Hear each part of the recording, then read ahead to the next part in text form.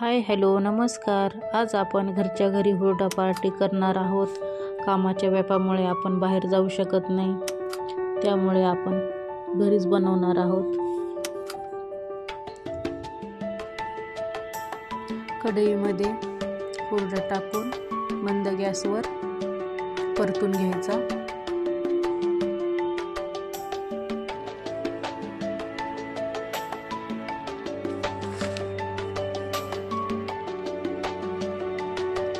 हुरडा भाजत असताना त्यामध्ये थोडेसे तेल टाकावे, जेणेकरून आपला हुरडा चांगल्या प्रकारे भाजला जाईल।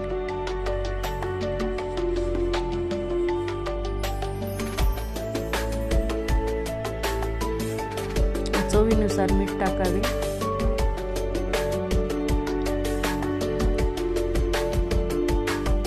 त्यामध्ये थोडेसे तेल टाकून परतून घ्यावे।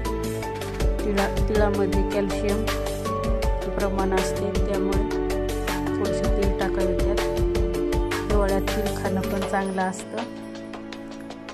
अशा प्रकारे आपला आज हुरडा तयार आहे।